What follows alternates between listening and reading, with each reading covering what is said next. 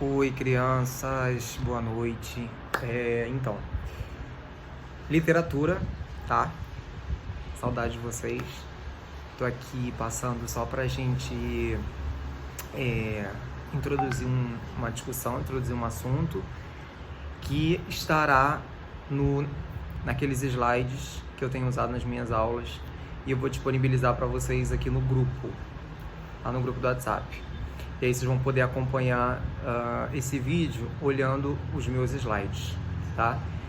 Para tentar ficar um pouco mais claro.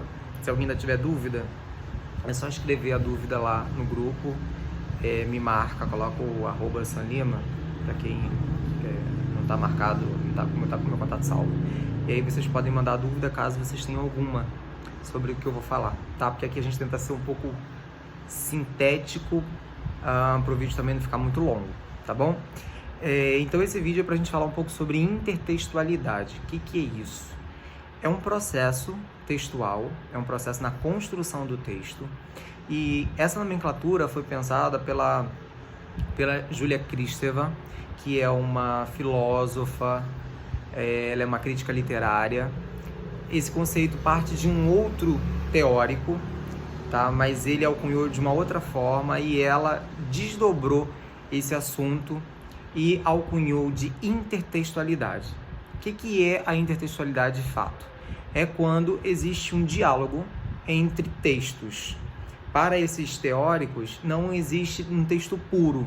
Todo texto literário, todo texto poético, ele dialoga, ele conversa com outro texto. Então tem um texto dentro de outro texto. É óbvio, e eu sempre digo isso, que a gente só consegue entender e perceber essa relação de referência de um texto a outro quando nós temos um arcabouço de leitura. Se a nossa leitura é pouca, se a nossa leitura ela não é ampla, a gente vai ter mais dificuldade, às vezes, de entender qual é a referência que um texto está fazendo dentro de outro. E por que existe esse processo? Um dos motivos é que isso amplia o campo de sentido, o campo de significação de uma palavra ou de uma expressão dentro do texto.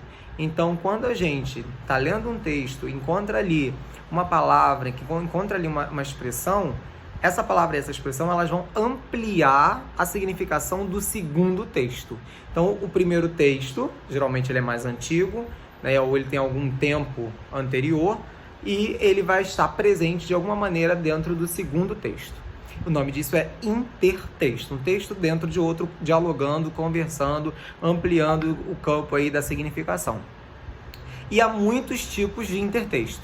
Então, só para a gente começar a brincar com esses tipos de intertexto, eu queria que vocês lembrassem aí, é uma música muito conhecida, né, porque é uma música da temporalidade de vocês. É de um cantor que se chama Projota, e ele escreveu uma canção, ele escreveu uma música que no campo da escrita não deixa de ser uma poesia. Ele escreveu uma música chamada Ó Meu Deus.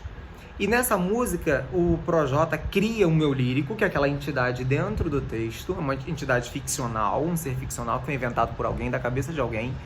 Ele cria um eu lírico que está falando de uma mulher amada, que é uma menina, e esse eu lírico sente uma paixão, sente uma atração por essa menina.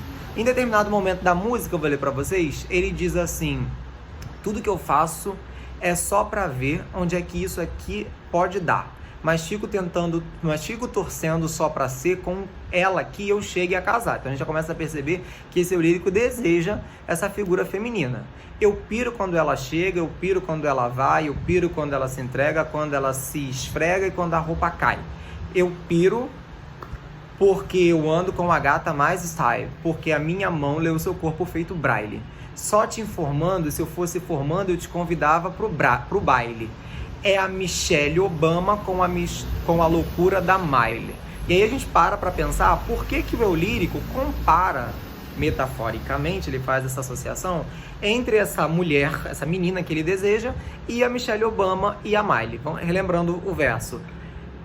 Se eu fosse formando, eu te convidava pro baile. É a Michelle Obama com a loucura da Miley. Ele apenas na canção cita essas duas figuras. que não deixam de dentro, né, da textualidade, não deixa de ser um texto. E a gente precisa pensar, por que o eu lírico usa Michelle Obama e Miley dentro do texto que está sendo criado? A gente precisa pensar, Michelle Obama é a ex-primeira-dama dos Estados Unidos, é a esposa do presidente, então é aquela figura de mulher centrada, né, de mulher séria.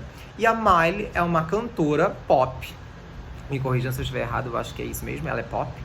É uma cantora pop que numa fase dela, ela teve uma fase assim, meio louca, né? Meio surtada.